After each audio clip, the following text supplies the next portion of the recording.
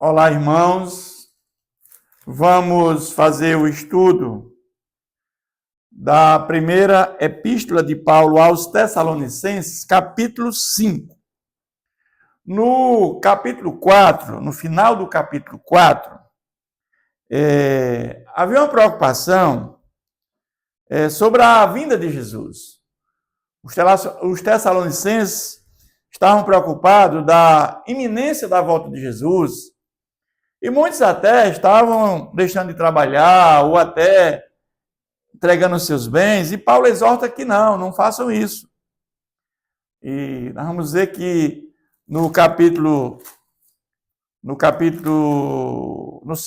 Tessalonicenses, Paulo vai dizer que é preciso primeiro que venha o homem da iniquidade para que Jesus volte. A apostasia, o amor esfriará. Então, Paulo aqui ele vai dizer que continuem firmes na luta, na exortação à prática da santidade e no amor fraternal. Mas Paulo dá algumas informações da segunda vinda do Senhor, já no final do capítulo 4. Agora, Paulo vai falar, no capítulo 5, que a vinda do Senhor ela é certa e é repentina. Não sabemos o dia nem a hora que ele vai voltar. Então, Paulo agora ele vai falar explicitamente sobre isso. Ele começa a dizer: irmãos, relativamente aos tempos e às épocas, não há necessidade de que eu vos escreva, pois vós mesmos estáis inteirados com precisão de que o dia do Senhor vem como ladrão de noite. Então, por que Paulo fala isso aqui? Porque Paulo está dizendo que a vinda do Senhor ela é certa. E ela será repentina. E será como um ladrão. Paulo usa aqui a figura do ladrão. Porque o ladrão, nós não sabemos que hora ele vem, se ele vem de dia, se ele vem de noite, que hora ele vem, qual é a hora, qual é o dia, qual é o minuto. Assim é a segunda vinda de Jesus. Nós não sabemos nada sobre isso, só ele sabe. Ele quando subiu aos céus, ele hoje tem todo o poder. E ele sabe exatamente a hora que vai voltar, o dia. Nós sabemos que quando Jesus voltar, o que é que vai acontecer?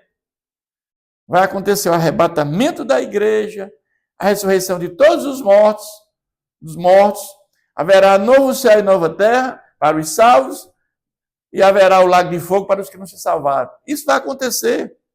Mas ninguém sabe o dia e a hora. Muitos estão bebendo, comendo, se embriagando, como na época de Noé, como na época de Sodoma e Gomorra, daquela mesma maneira. Nessa hora Jesus volta.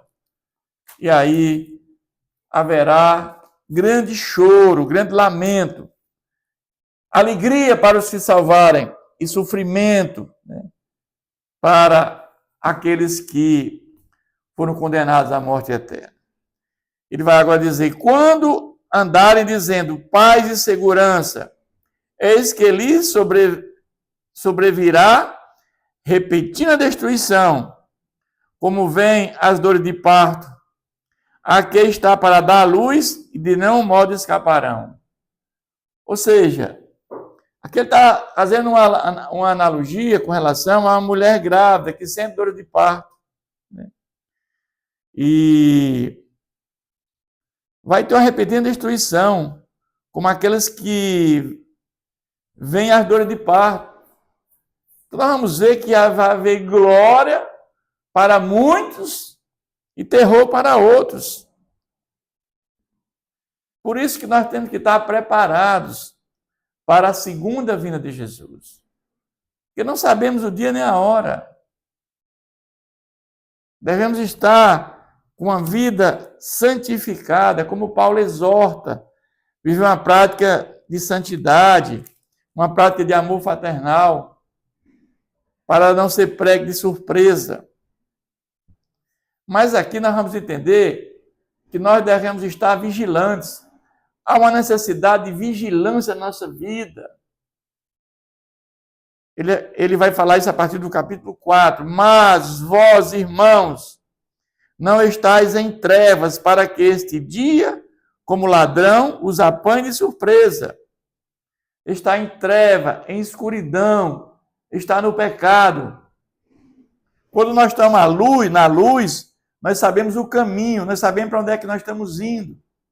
Mas o que está em trevas, na escuridão, ele não sabe o caminho, ele está perdido, ele não sabe para onde é que ele está indo. Porquanto vós, todos os filhos da luz, os filhos do dia, nós não somos da noite, nem das trevas.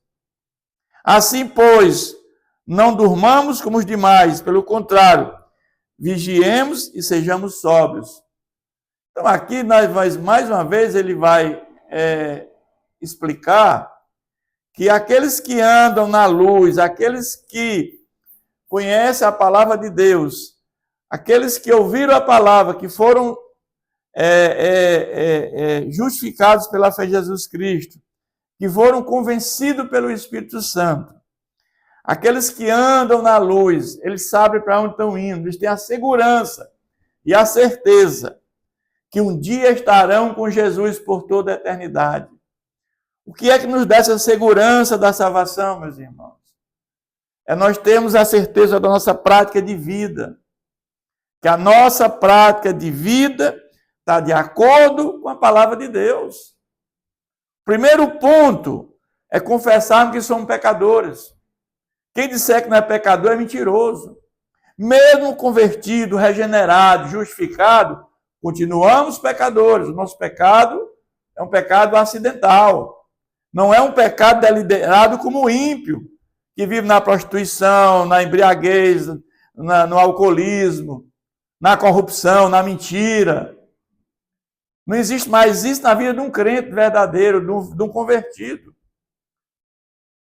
A nossa prática de vida, o nosso desejo de servir ao Senhor, não há mais prazer na prática do pecado.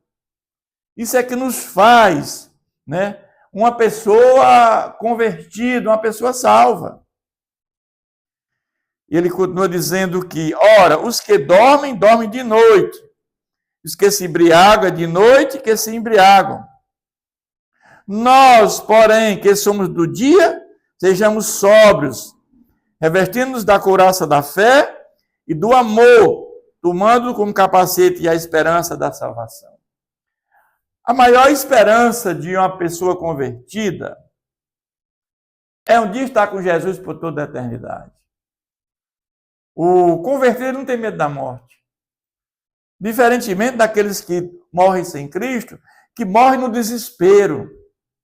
Mas por que morrem no desespero? Porque não sabem. Eles negaram a Cristo a vida inteira. E negaram que não tem céu nem tem inferno. Mas quando chega a morte, chega a hora em que a alma se desprende do corpo, essa alma agora, ela vai entrar em gozo do sofrimento eterno. E aí, aqueles que não acreditaram em céu e inferno vão ter uma grande surpresa. Aqueles que entendiam que o céu é aqui na terra, com os prazeres mundanos, com o valor temporal, fama, poder, riqueza. Esse céu aqui na terra não é verdadeiro. A vida aqui é como um sopro. A qualquer momento podemos partir. Não sabemos o dia nem a hora. Mas se nós morremos em Cristo, já entramos em gozo. A nossa alma entra em gozo. E quando nós conhecemos a Cristo, e o Espírito de Deus passa a habitar no nosso espírito humano, nós já temos vida abundante. A vida abundante não é fama, poder, riqueza, não. A vida abundante é ter Deus dentro de nós.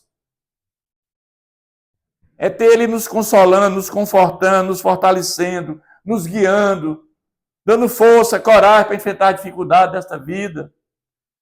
Sabendo que nós temos um ajudador ao nosso lado. Isso é vida abundante. Porque Deus não nos destinou para a ira, mas para alcançar a salvação, mediante nosso Senhor Jesus Cristo. Nós sabemos que Deus tem prazer que todos se salvem e cheguem ao pleno conhecimento da verdade. Mas nós sabemos que o pecado, ele provoca a ira de Deus. Então, Jesus ele veio, certo? morrer em nosso lugar. Porque quando Jesus morre no nosso lugar, ele traz para nós a graça salvadora como fundamento da salvação. Não há salvação sem a morte de Jesus. Se Jesus não tivesse vindo morrer no nosso lugar, ninguém salvaria. Todos nós estávamos condenados à morte eterna. Agora, Jesus morreu por todos, mas somente aqueles que vão colocar a fé em Jesus é que vão salvar. Os que não colocarão a fé em Jesus terão morte eterna. Ele vai, a partir do versículo 10, dizer que morreu por nós, para que vigiemos, que durmamos, vivamos em união com ele. Consolai-vos, pois, uns aos outros, e edificai-vos reciprocamente, como também estáis fazendo.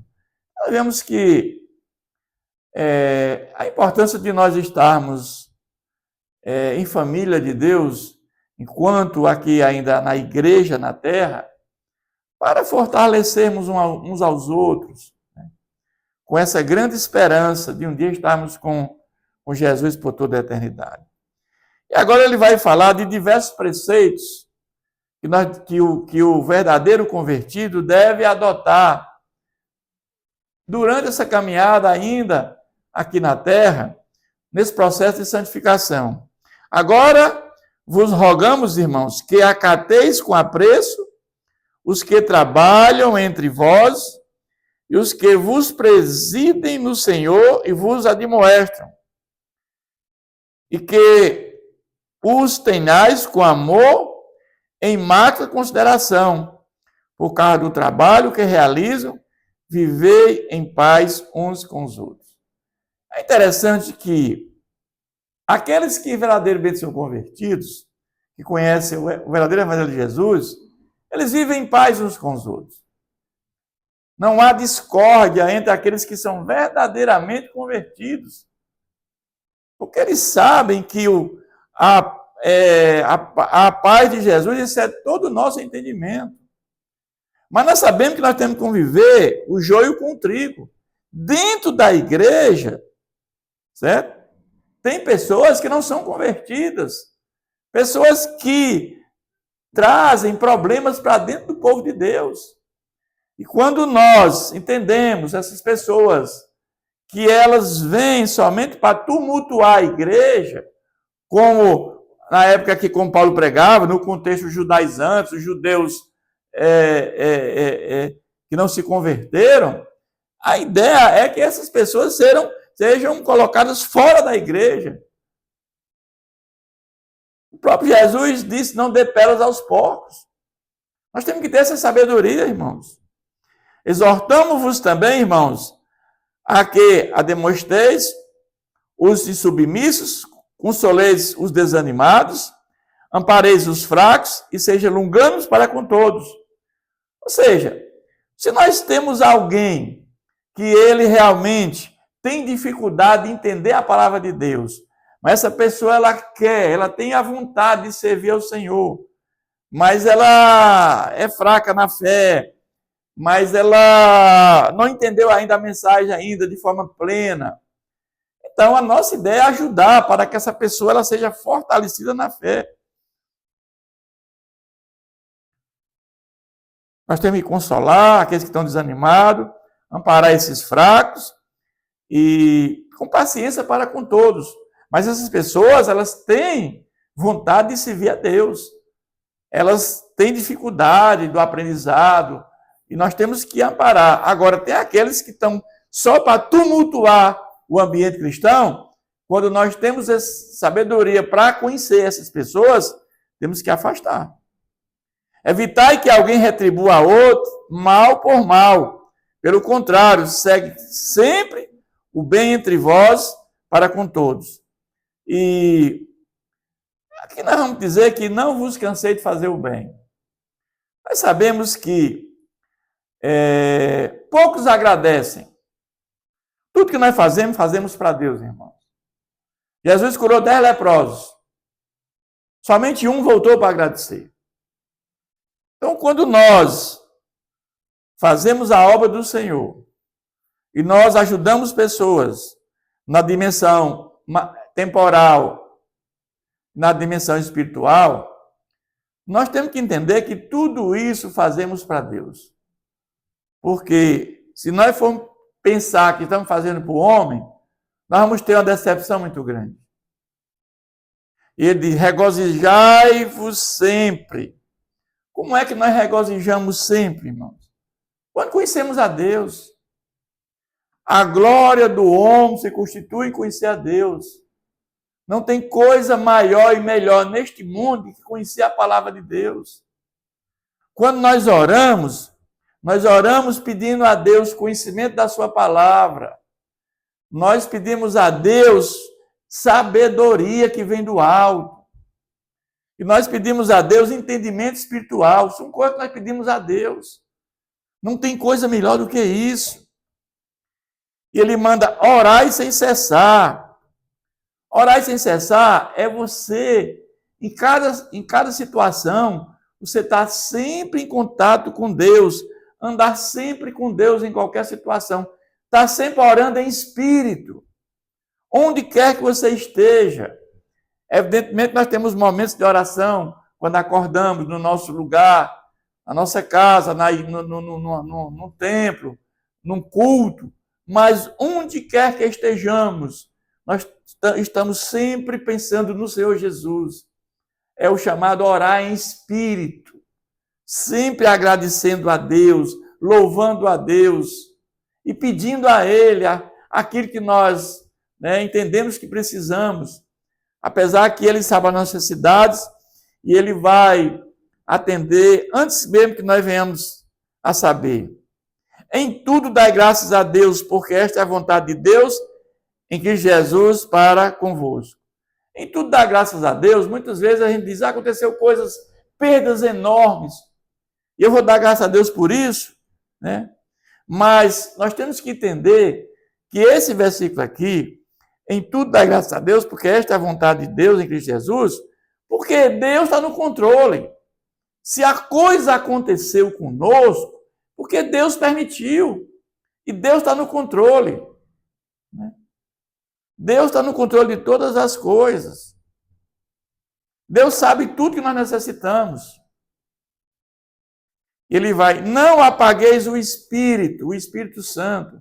Ou seja, não devemos entristecer o Espírito. Quando fazemos coisas que não agradam a Deus, devemos ter esse cuidado, né? Não desprezeis as profecias aqui no sentido da pregação da palavra. Porque hoje não tem mais profetas. Mas a palavra de Deus é importante.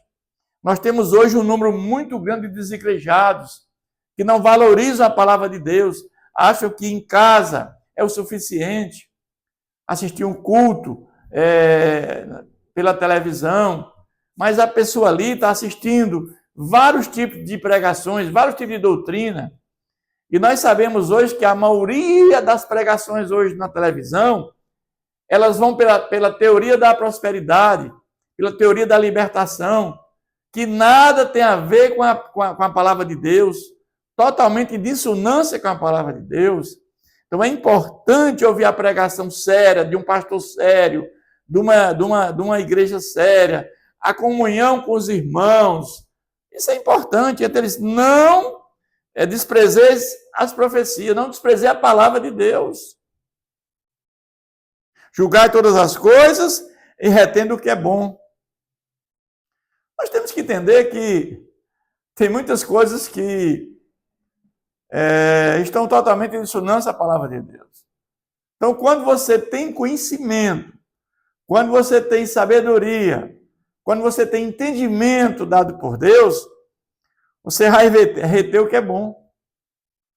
E aquilo que não é bom, você não vai jogar fora. Abstendo-vos de toda forma de mal. E agora vai falar do voto do apóstolo. O mesmo Deus da paz vos santifique em tudo, e o vosso espírito, alma e corpo sejam conservados íntegros e irrepreensíveis na vinda do Senhor Jesus Cristo. Aqui nós vamos ver, e fica claro, que nós somos formados de corpo, alma e espírito. Alguns entendem que alma e espírito é a mesma coisa, e não é. O corpo é a nossa parte perecível, é a parte material. Alma e espírito é a parte imaterial. Cada um tem uma função. A alma é o nosso intelecto, a nossa personalidade. E o espírito é que nos faz comunicarmos com Deus. Então, o espírito é que dá vida ao corpo. Então, quando nós morremos, há uma separação do corpo, da alma e do espírito. Quando nós nascemos, há uma junção. Quando morremos, há uma separação. E quando ressuscitarmos um dia, vai haver uma junção da alma com o corpo. Porque o espírito voltou para Deus que o deu. E ele vai dizer, fiel é o que vos chama, o qual também fará. E Paulo vai terminar essa carta com a saudação final e a bênção, como ele sempre termina essas cartas. Irmãos, orai por nós. Paulo pede oração, porque Paulo, nessa sua empreitada, nessa sua caminhada, Paulo, ele passa por muita tribulação, muito sofrimento. E Paulo precisa de oração.